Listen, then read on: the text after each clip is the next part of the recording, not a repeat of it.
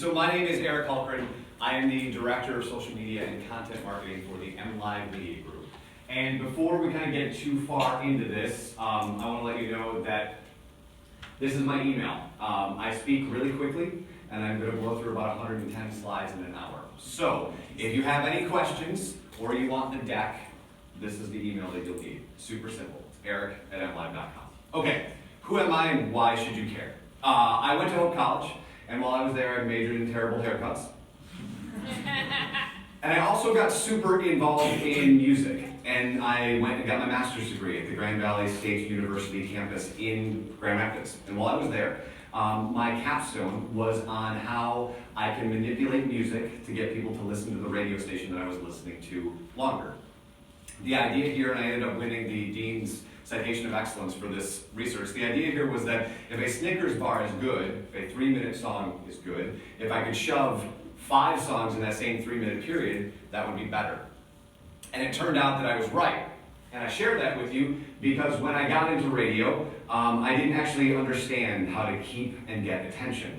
But when I started to do research and start playing around with music and start understanding trends, that's exactly what happened. So I worked for WSNX for nearly 20 years, and in that time, hung out with guys like Ed Sheeran, and Beyonce, and Justin Bieber, and Macklemore, and Run DMC. And this is a shot from the Ed Sheeran show that we did at Fifth Third Ballpark.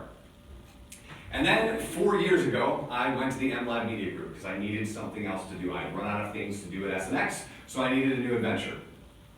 And while I was there, on SNX, I was operating under a pseudonym. My name was Eric O'Brien on the air. And the company that owns WSNX, iHeartMedia, wanted to keep that name. So I had to get rid of 20 years of brand equity. Anyone who's taken a marketing class knows that that's terrible. But I got rid of 20 years of brand equity and had to go with that terrible last name of Hultgren, right? However, these next 2 slides is what happened when you type my name into Google right now.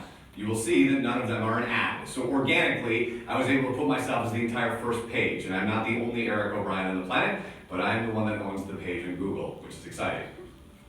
And I really started to understand, as I was leaving iHeart and coming into MLive, how to get attention, right? And I did that by an understanding of the hero's journey. If you don't know what the hero's journey is, Joseph Campbell wrote a book about it in the 60s. And it essentially is everything, every piece of media that you've ever consumed in your life rotates around this circle. A real quick example, if we're going to do Star Wars, is Luke Skywalker is the hero. He's got a problem with the Empire. He meets a guide, and it's Obi-Wan or Yoda, depending on which movie you're watching, gives him a plan, calls him to action, and he either succeeds or he fails. In a marketing aspect, you can see the hero's journey in these 2 brands. Now, Chipotle, how many of you have been to Chipotle? Okay, then you'll understand this. If you're the hero of Chipotle's brand, the first step of the hero's journey is crossing the threshold. You come into the store, and then you go down this line, and you create whatever you're going to eat, right? We're putting meat, and rice, and beans, and salsa, and cheese, and at the end of it, they give you the thing that you made. Feels like you made it. McDonald's, on the other hand, makes you stand in the group, you yell out a number, and then they tell you, go stand over there and we'll give you food whenever it's our time, right? You don't feel like a hero in that space. As a marketer in 2018, you want to make sure that your customer is in the place of the hero. You are not the hero if you're the marketer, the customer is. Because what we're trying to do is do work that matters for people who care. The other thing about the internet that a lot of people get hung up on is the idea that it's really, really big. And if we're on the internet, how many likes can we get, or shares, or whatever? The thing about marketing in 2018, and 19, and 20, and 21, and 22 is you don't want the whole internet. 1, because it's impossible. 2, because it's a fool's errand. You want just the right people. So you want the people who care. And everyone else, you don't need to worry about them. And this becomes important when we look at what's happening at Facebook. There's currently 6 million different advertisers on Facebook spending $37 billion this year. 6 billion people spending, or businesses spending $37 billion to get your attention. And that attention looks like this. Every 60 seconds, this is what happens. Now, I'm quite a bit older than most of you in this room. You guys are living a much different life than I ever did with your 1.1 million swipes on Tinder. Okay, now, when we start to build campaigns, right now there's a couple non-negotiables if you're actually trying to do marketing in 2018 and beyond. One of those non-negotiables is that your website better have something from Google on it. AdWords, analytics, something. You better be tracking something. Because if you're not actually doing digital marketing. You're just playing the digital space. And the other thing you want is the Facebook pixel. Because again, if you're not tracking, you're not doing marketing. Because the point of doing digital marketing is that it's different than doing traditional marketing. It's different than doing a billboard. It's different than doing a TV campaign. It's different than doing radio. You can track where these people go and how they interact with your brand. And this is from Facebook itself, how they want you to build your campaigns. They want them to be essentially two different types. The top of the funnel, your branding, and direct response. What do you want them to do once they come in contact with your brand in the digital space? And then they want you to think about where do you want to put it. For Facebook specifically, do you want to put it on Facebook? Do you want to put it in Messenger? Do you want it on WhatsApp? Do you want it on Instagram? Do you want it on Instagram Stories? Do you want it on Instagram TV? And where else would you like to put it? They also have their own audience network that rivals Google. Where would you like to put it? Those are the three ways that they want you to build a campaign. And in most cases, it's highly successful, as long as we understand this. And this is the marketing version of the hero's journey. The person is not aware that you exist. Then they become aware, and they travel, either linearly in this particular map, or in a funnel, depending on what book you guys are using. But the end is advocacy. We want them to talk about our brand. That's why we do that stuff. And we do that as people. That's why we have an Instagram account. That's why we use filters on our Instagram account. That's why we count the number of likes on our Instagram account, because we want people to advocate for how cool our life is. It's the same thing with marketing. And once we decide that we're in the digital space, and once we decide that we're in the social space, we also decide that we are not doing anything in that space without an understanding of why. So again, we're going to take that customer journey and start with awareness and end with advocacy, but we're going to understand exactly what we're doing and why. What are we going to measure? And when we measure it, how are we going to know it worked? And more often than not, guys, I get in contact with brands that don't do this. They started a Snapchat account because their 13-year-old told them to, right? They're on Instagram because someone said lots of people are on Instagram. They're running Facebook ads because they were told that was how they got their organic reach out. They don't understand any of this stuff. Why are you doing it? And this becomes important because you may think some of the stuff that you've learned in your low-level marketing class is useless. It's not useless, guys. I'm going to tell you why. Because if you do not know the average cost to acquire a customer versus the average cost to keep a customer, none of this matters. You have to start with those two core things to start building a business. How much is it going to cost for me to get people to pay attention to my brand? And how much am I willing to pay to keep them?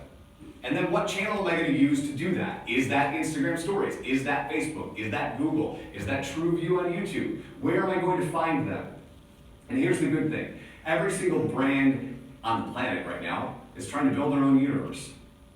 And the problem with building your own universe, or you might hear it, every brand wants to become a publisher. The problem with this is that it's really hard to scale content. And most brands give up after their first blog post, or their first video, or their first podcast, or their first Instagram story, because it gets hard, or it doesn't connect. But there are three reasons that a piece of content doesn't connect with an audience. You've got the wrong content on the wrong channel. You're putting Facebook content on Instagram, Twitter content on Snapchat, WhatsApp content on YouTube, and you're not reaching the right person. Or worse yet, and you guys have probably seen this 1,000 times, you have a brand that puts the same piece of content on every channel exactly the same. You don't have a paid strategy. Facebook, Instagram, Twitter, Snapchat, Pinterest, they're all, even LinkedIn, are all paid strategies. If you're running a brand page right now on Facebook, you will find by the end of this year, if not early next year, your organic reach is 0 if you don't do this. In the same way that you can't just put a TV commercial on Wood TV without paying for it. It's going to be 0. And then my favorite one, your content actually sucks. The stuff that you're making isn't any good. Just because you made something doesn't mean people want to see it. But the good news is all of these things are fixable, and this one is my favorite because you still have to start. And every single thing that you start is gonna suck the first time you do it, right? Okay, when we're talking about social, as we're heading into next year, and lots of people are battling it out in the fourth quarter, which we'll talk about in a little bit, there's data out to tell you that by 2019, which is 60 some odd days away, there will be more content, so more videos, more blogs, more posts consumed on the Facebook app than on television. More here than here.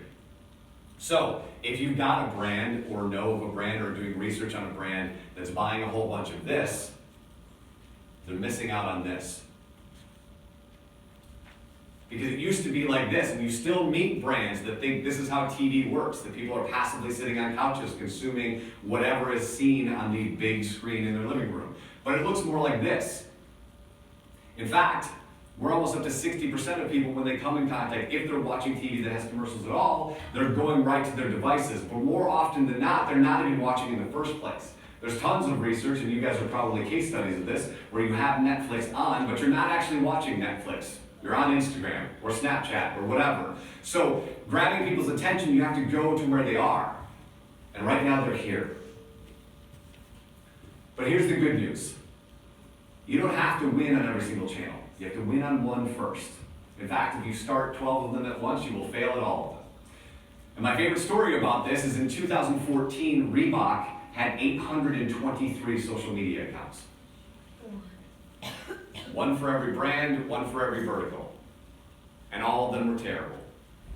So they met an athlete through the UFC named Ronda Rousey. And they decided they were going to run a campaign with Ronda Rousey, and they were going to put all their eggs in the Instagram basket, because that's where lifestyle brands are born. And they reinvigorated the entire brand by focusing on one and rotating out from there. They didn't get rid of Facebook or all the other ones, but they just kind of shuttered them for a second to run this campaign. Win on one first, and build later. And again, this is an example of a brand here in Grand Rapids, Michigan, a radio station that continually shares the same content on multiple accounts. And if you do that, guys, no one's going to want to follow you, because there's no point in following both of these, because they serve the same thing, so I'll just follow one of them. And that's a shame, because you have an opportunity to tell a different story. I'm going to show you how to do that.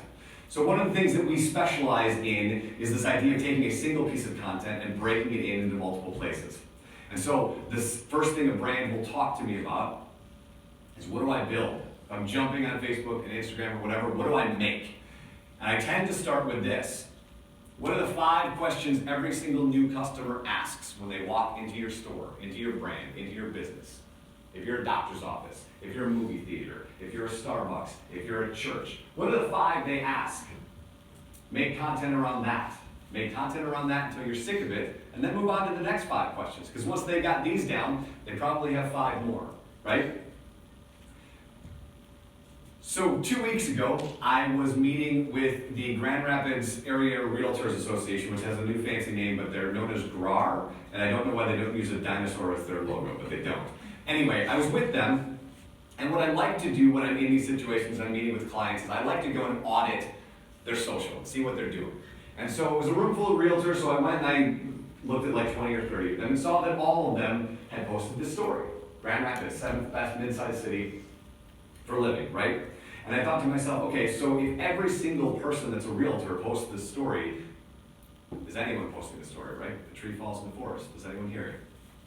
No. The answer is no. So if Little Red Riding Hood wants to move to Grand Rapids, Michigan, what's a better way to tell the story? So what I showed them was this. Sure, I would post the story because Grand Rapids Business Journal wrote it. It's a great place to start. But then I would go into Grand Rapids with my phone, and I would make a 90-second video about the things in Grand Rapids that make it a great place to live. And while I was doing that, I would take photos of those places and make a carousel on Instagram of those same places with a different look. Then I would go to Google, and I would pin the 7 hottest markets in Grand Rapids where people want to live.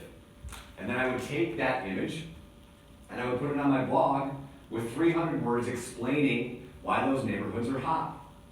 And this would take me less than an hour. Right? And I made 5 pieces of content in less than an hour. So we did this ourselves in March because I'm a man-child. So I wanted to run around the state of Michigan and talk about Fortnite, so I did. And you know, it's the hottest game on the planet, and if you're one of the two people in this room who's not familiar with it, here's the premise. They give away the game for free, and this year they're gonna make $4 billion. So I wanted to walk around from a marketing perspective and talk about they gave away their product for free and made $4 billion. Who wouldn't sign up for that, right? So we did the same thing.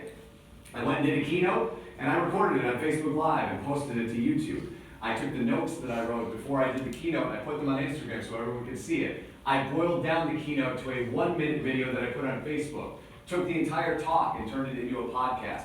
Took that podcast and made it a written form that I put on LinkedIn, and because, again, man-child, I played Fortnite on Twitch. And then took a sample of me getting killed and put it on Twitter. Again, didn't take me very long, but it's a single piece of content that develops into 8 or 9 pieces. And you get in the habit of doing this, and this is how you get and keep people's attention. But again, we're only doing this because we have a purpose, right? I wanted people to see this stuff so I could do more of this stuff. So I could end up in more rooms like this. So why was I doing it, right? Falls in this thing. And then, once I'm done with it, I go and check how it did with the free services from Facebook called Insights. So this is what an Insight page looks like. And if you were looking, you know, you would see that your reach was up 120%, your likes were up 20%, your video views were down, but again, did you put videos up between September 5th and 11th? Page followers are up 15%. Here's where it gets fun though. Like, when you're reporting to your CEO, it's really cool to tell them that you're up 100% on actions on a page. Except there's only one of them, right? So when we look at these metrics, we actually have to know what we're talking about. These percentages don't mean anything unless you build a story around it. And at its core, that's what marketing is telling a story. So again, we go a little bit deeper. We go into the posts. And we see on the bottom here, we had a post from the Hardy Dam that had 40,000 views. And 8% engagement. Super exciting. Except if we look up a little bit further, we'll see that the early leaders for Michigan's Best Barbecue, second one from the top, had 1,000 reach, but 11% engagement. So when I'm evoking that paid strategy, maybe the barbecue is the one that raises its hand, gets money put behind it. Because, as cool as this looks, when you dig into the metrics, you see that 99% of the views on this are autoplays, which means, guys, people were just scrolling by. They weren't actually engaging with it. And the average watch on this was 3 seconds. So this is not a piece of content that, even though it looks amazing, it's not a piece of content we're going to boost or put an ad campaign behind because it's not connecting. Because vanity metrics will kill your brand. You've got to dig deeper and understand the story that the piece of content is telling you. Another example about this idea of vanity metrics. Like I told you, I used to work for WSNX, and I was doing another talk earlier this year, and I was looking for an example, and I stumbled across this, and I continue to share it because it's profound. WSNX has close to 320,000 Facebook likes. And in the month of March, I recorded 3 days of posts. Now, I went a little quick, but what you'll see is for 3 days, for 72 hours, with 300,000 Facebook likes, they didn't get a like, a comment, or a share for 3 days. Now, again, remember, they're a top 40 radio station that is posting about animals rescued from an abandoned Mexican zoo and a special election in the state of Kentucky, right? So again, if you're posting garbage, no one's going to interact with it. This is ridiculous to put on the station, right? Ridiculous. But they need to, because I came from that world. They have to post every 60 minutes, every day of their life. So when you have to post that much, this sort of stuff shows up. But nobody interacted. It ends up hurting their page. Because maybe this one was going to do something. Maybe we wanted to talk about Biggie, but we can't because an hour later we do this, and an hour later we do this, and the algorithm goes, you're posting garbage, so I'm just going to turn your page off for a couple days. Hope that's okay. All right, so once we start to understand the content that we're putting on our site, we need to start building a campaign. And we do that, or I like to do that, I should say, by starting by building an audience. So you can find it in the Business Manager under Assets, and this is how you build a custom audience. And you can do this custom audience without the pixels in place. So we're going to do it by doing engagement on a Facebook page. So we click engagement, and we're going to do it with a video. So we click those two things, and then a box is going to show up and ask what we want to do. So we're going to pick people who have watched at least 25% of the video, and we're going to pick this video over here. And we're going to pick 25% because I know that video is 2 minutes long, so we're well past the autoplay of 3 seconds. I put it up 10 days ago, and we're going to give it a name of video content 25% because I'm super,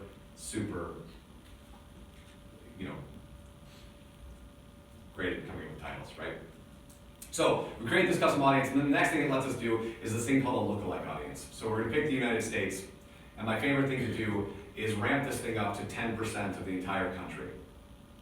And we do this, guys, because I want the biggest possible funnel of this lookalike. So in Facebook, a lookalike will be every human being on the platform in the United States that looks like the people that already watched my video. Okay? So again, we'll attach it to what Facebook wants us to do, and we'll break it into 3 categories. Newbies, so people who don't know who I am that might be interested in the video.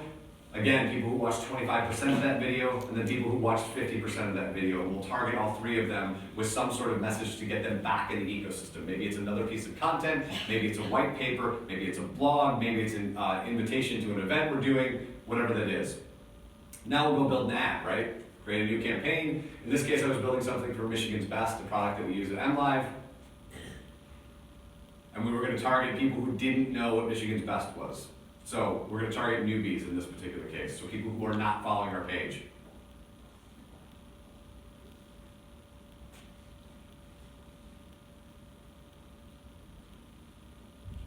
We're going to skip budget for a second, but down here, we're going to put in those audiences.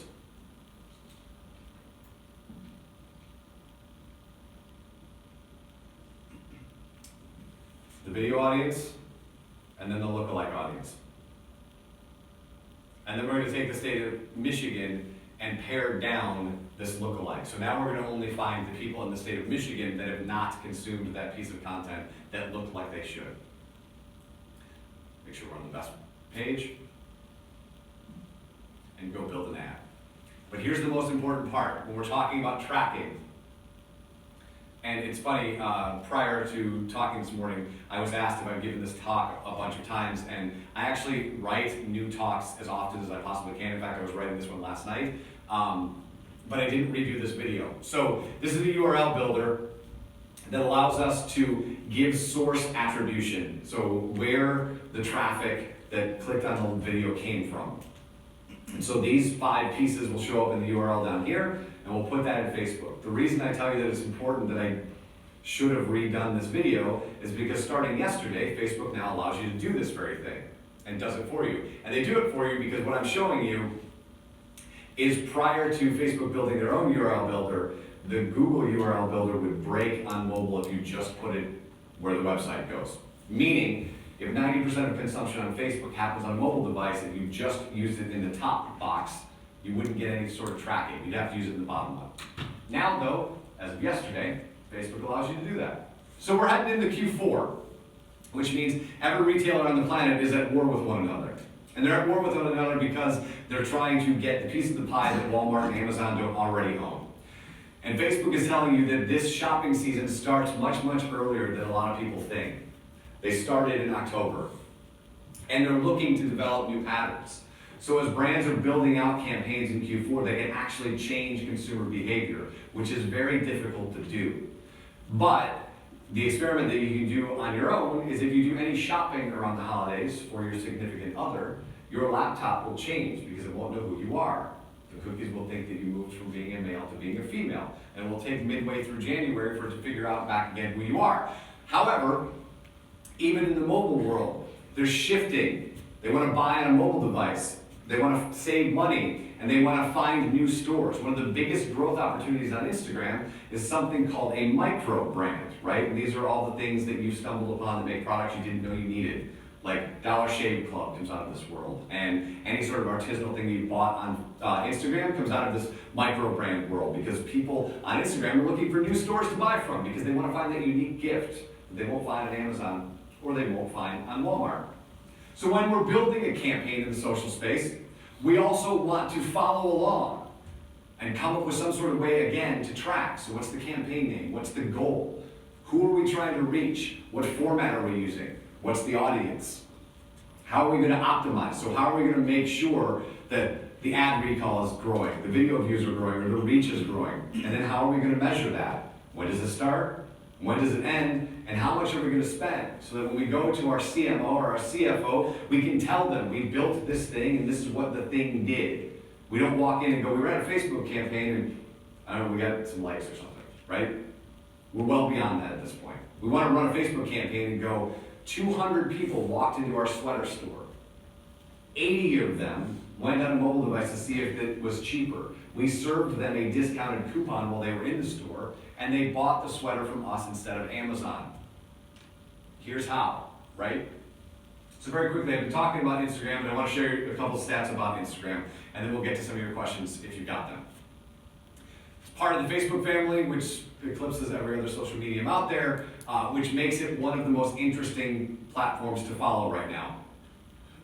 It works in a little bit of a triad with the news feed at the top. This is Instagram TV and then Instagram Stories over there. It's passed 1 billion users in June. And if you're an influencer in the fashion world, every brand that uses Instagram should be talking to you because it works in that space. And Instagram and influencer marketing work hand to hand. It's a little bit of the wild, wild west, both in measurement and in legalities, because there's some federal trade rules that get broken on the regular on Instagram that shouldn't be, but it works.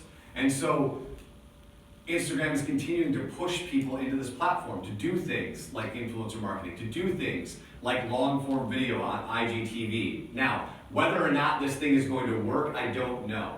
But I can tell you that Facebook just did their summit a week ago and was talking about how this is going to be an important part of what they want to do. So they're going to shove this thing down everyone's face until they start using it. In the same way, guys, that the other announcement that came out of Facebook is that they're going to move Facebook stories that no one wants to use because they're Facebook stories and put them in your news feed. They're going to make people use Facebook stories because they want that to be a viable product.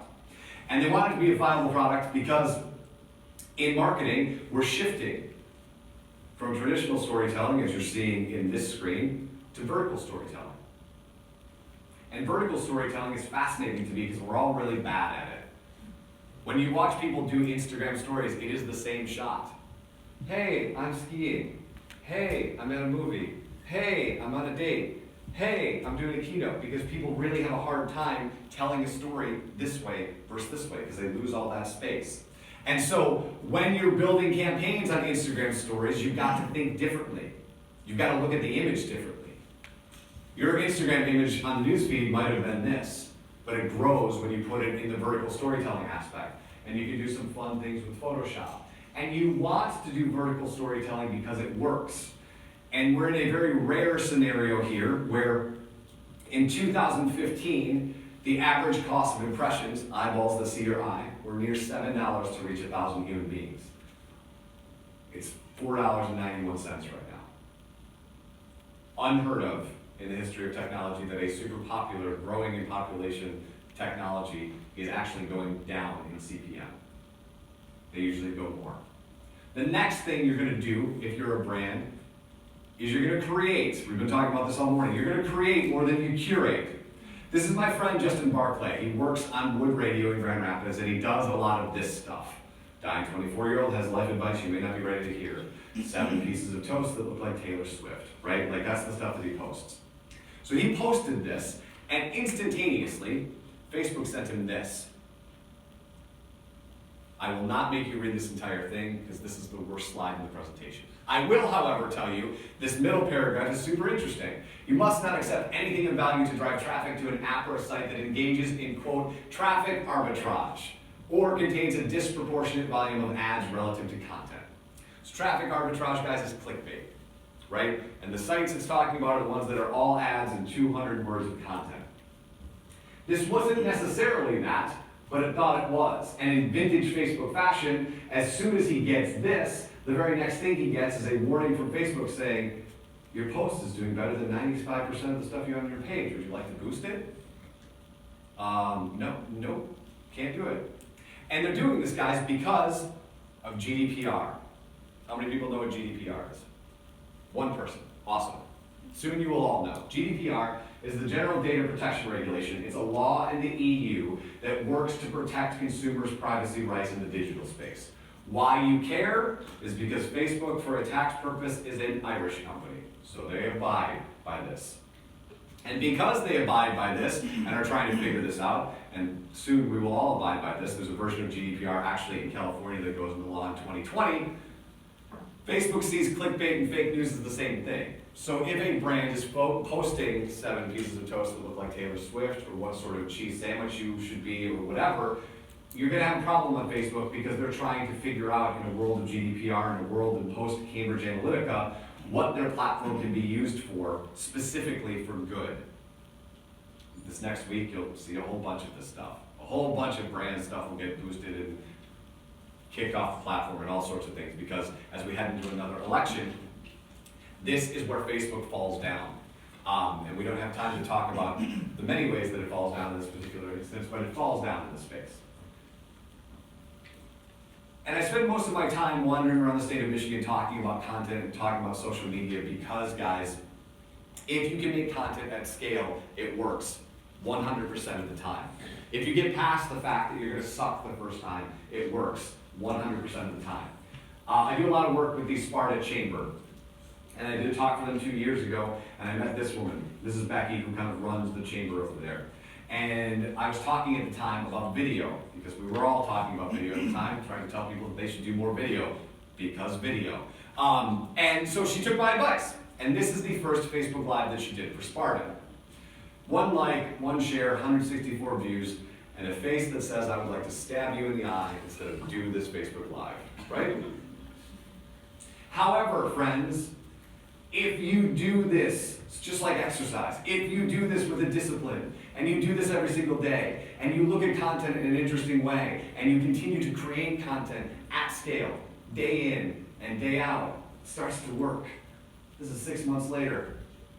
1,000 views, 6 shares, 14 likes. Now remember, this is a chamber in Sparta. 1,000 views is perfect. This is a win for them. And this is a face that says, this is the best thing I have done today in my entire day, right? From this to this, because it works. Because that's what heroes do, right? One last story, and then I'll take your questions. This is Becca Aldrich. She works for us. She's one of our champions that works with Google in the search space. And about 4.5 months ago, she needed a new couch. This might be some of your couches, actually, right? But I promised her that I would say that this is not actually her couch. But she did need a new couch. And so what did she do? This is the call and answer part of the presentation. Bought a couch. Where did she go?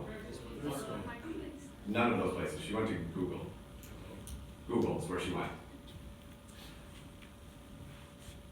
She saw a lot of the usual suspects.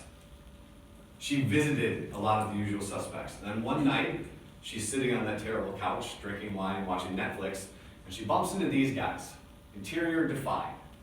And she thinks, that looks like the couch I want. And so, she goes to their Facebook page. And from their Facebook page, she heads to their website, where they have free swatches.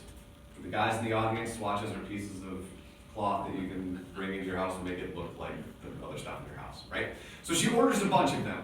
What she misses, though, because of the wine or the Netflix or whatever, is that they have complimentary design advice, but she doesn't need to know that because at 8 a.m. the next morning they call her.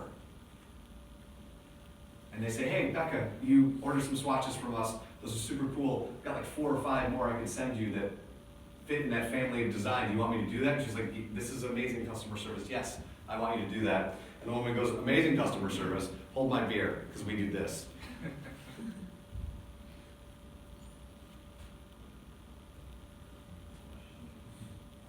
So this, friends, is their augmented reality app where she scans her living room. Goes back to their catalog. Picks the chair she wants, in the color she wants, and places it in her living room. And for 4.5 months, this company has been doing this, but she didn't find them. right? But 4.5 months later, she found them, and she bought that couch, because of course she did, right? Because that was a sublime experience. And she's got a story to tell, and a story that I've probably told 100 times this month. Because it illustrates how important it is to get up every single day as a brand and do the thing that you do day in and day out. Because that's how you're going to connect with people. And the brands that give up too soon are the brands that are going to get eaten by the Amazons and Walmarts of the world. Because they have more money and a bigger audience. But again, we're not trying to win the whole internet, we're trying to win the part that we want to win. And as I said earlier, artisanal brands or micro brands are having a huge year in these spaces. A huge year. It's the middle part that's death, right? It's the middle part that the trouble happens. If any of you are professional wrestlers or fans of professional wrestling, you might understand this. There are faces on this side, there are heels on this side. The wrestlers that don't figure it out don't stay in the profession very long, because you've got to be on the extremes to get people's attention. You don't, in a branding sense, need to be on the extremes, but you do need to understand what your story is and how you're going to connect. So with that, Grady and I will say thank you for your time and ask if you have any questions. Go ahead. What's the best way to like learn about like, you know, when you were talking about like all the Facebook like creative campaigns and stuff? I know there's like Facebook certifications that you can get done online. Have you done that? Yep. Yeah, so their certification process is called Blueprint. At this point, I wouldn't pay the $150 for that certification because I don't know about, are you guys looking, do you guys pay attention to any of that stuff at all? We don't, for ourselves we do, but we don't do it Do you- for our clients. Do you pay for the certification though? No. Yeah, No. so do the free classes, understand the platform, but don't pay for the certification yet. And I say that because right now with the amount, and you're gonna tell me that I'm lying, but I'm telling you, you're never gonna have more free time than you do right now. With the amount of free time that you have, it would be way more worth your time to get AdWords certified and analytics certified and take some of the Blueprint classes that are interesting to you than paying $150 to get this stamp that no one's looking for yet. Does that make sense? Yes, it does. Yeah. What else, guys?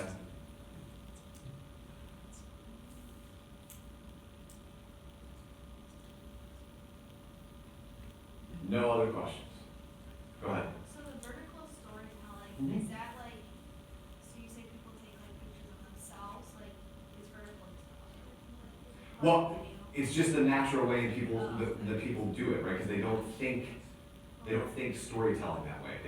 They view everything this way, right? There's research to show, this is why Snapchat started to work so early on, because there's research to show that if I have to make you do this to watch an ad, I lose like 20% of the audience because your wrist hurts, I don't know. But like, you don't want to do this. You hold your hand like this all day long. So anything that I can do to get in front of you that looks like this from a design perspective is amazing. But at least in what I've seen, and you're gonna talk about design here in a little bit, but like, I don't see a lot of brands that are making sublime vertical stories, because I still think it's a language that is foreign to a lot of human beings. And the answer to likely is gonna come out of somebody your age, who uses it a lot more and understands the space and understands how to speak that native language. What would you say is the most common error you see brands committing across the board? The most common error that I see across the board, I would say twofold. One is not being consistent in whatever you do. And that doesn't necessarily mean post every day. But if you decide that your brand is Motivation Monday, you're on the hook for that. Like a TV show, like a radio show, right? You have said that that is my benchmark. I do Motivation Monday. So every Monday you can expect it. Every Wednesday is a podcast. Once you opt into that, you've got to double down on that. And then two is they're either not paying and wondering why their stuff doesn't work, or they're paying and being ineffective about it. And the number one way that brands are ineffective is when we talk about the website.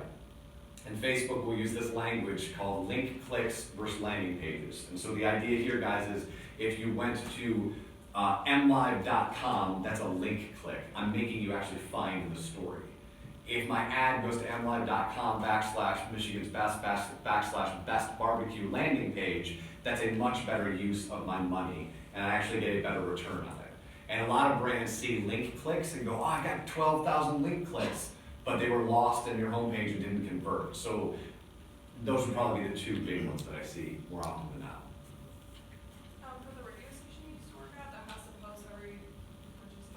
60 minutes. Is that the biggest problem, that they require them to post every hour, or do they need to just? Well, it's twofold. It's one, lots of radio stations, if you talk to them, feel a little jaded about Facebook because in many ways they helped get the word out about Facebook, and now Facebook has changed the game on them. So they got this huge audience by doing this thing, posting every hour, whatever, and now it doesn't work anymore.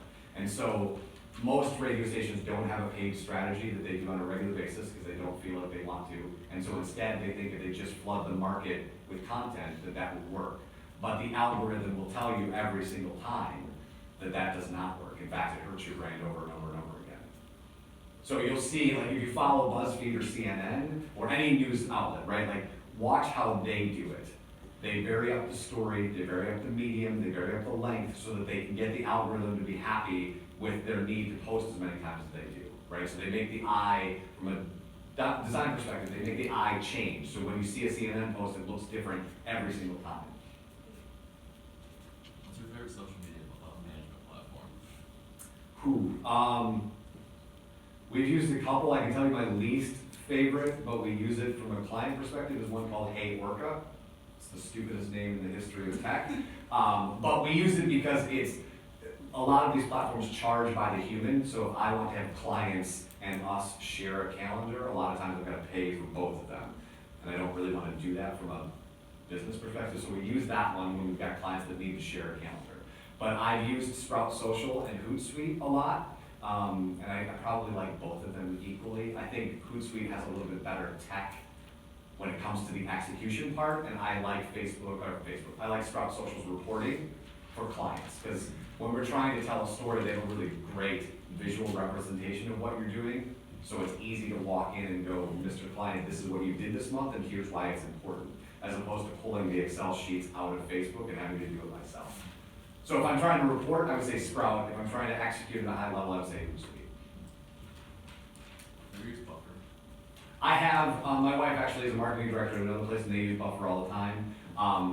It's okay. I mean, I haven't used it enough to hate it, but I've used it enough times that it hasn't worked, and I've never had that problem with Hootsuite and Sprout. Go ahead. So when it comes to creating a presence online, which social media platform would you recommend? Like what order would you recommend starting in? What are you trying to do?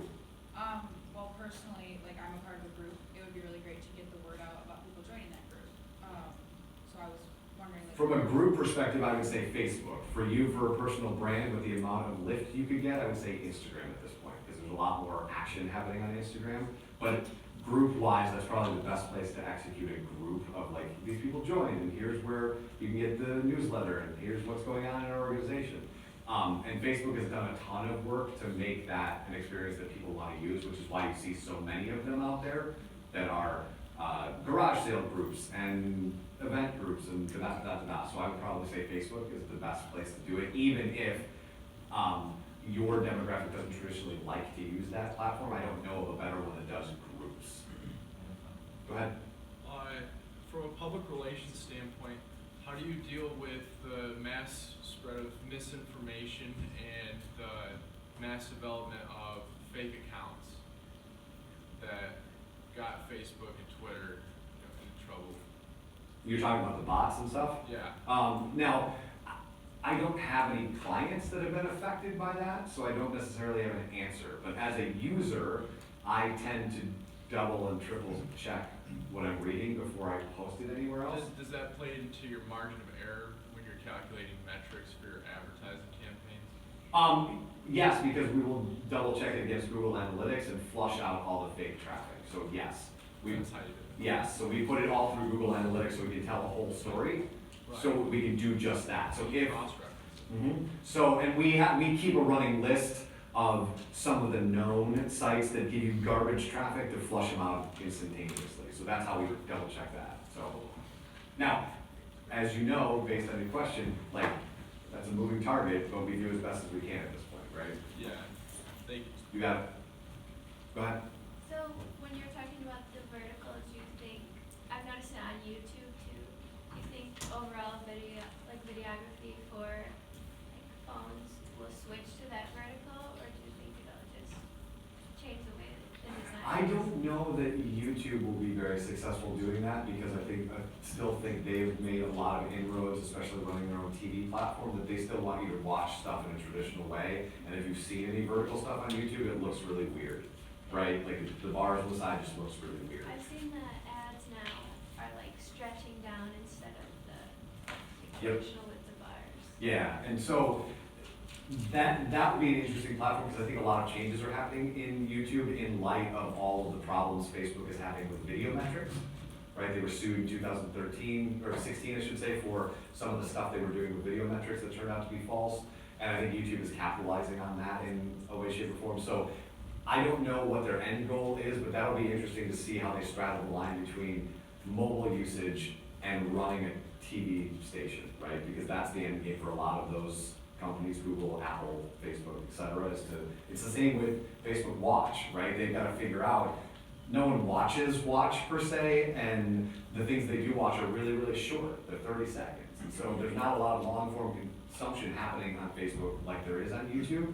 And watching those two go at it because they hate each other will be an interesting way to see which one of those things actually succeeds.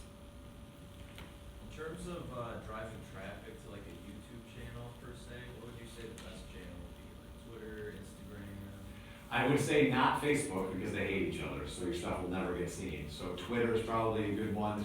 And then if you have the time and you can make short trailers, Like little snippets? yeah, little snippets that either run in Instagram stories or on Instagram newsfeed. But I would start with stories because the video consumption on newsfeed is, people want to see images still. But if you have time to cut it up into 6 seconds and push people to YouTube and then do Twitter, those are the two that I would work with, but I would stay away from Facebook. Good to know. Do you think Instagram will ever let us put links in the captions?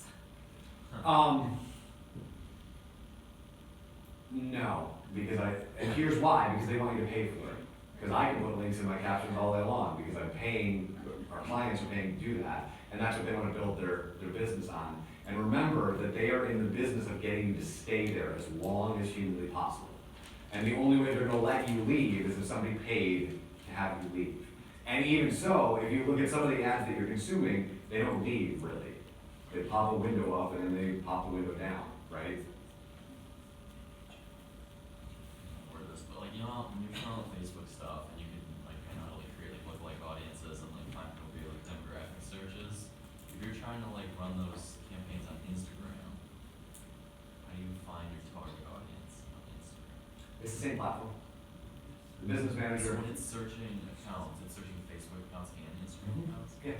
And then so you just, when you go in to make your ads, Yeah. where it says edit placements, just go into edit placements and serve only to Instagram. And then it will do all the conversation happening on the Instagram platform. And the other thing I would say, I don't know what you're running or how, the faster you can generate your own CRM data, because Facebook has scraped out a lot of the more gnarly targeting because of GDPR, the more you can upload your own data, the better off you're gonna be. So either using the Facebook Pixel, Google Analytics, or AdWords or whatever to create and collect audiences, I would be doing that myself as fast as humanly possible right now.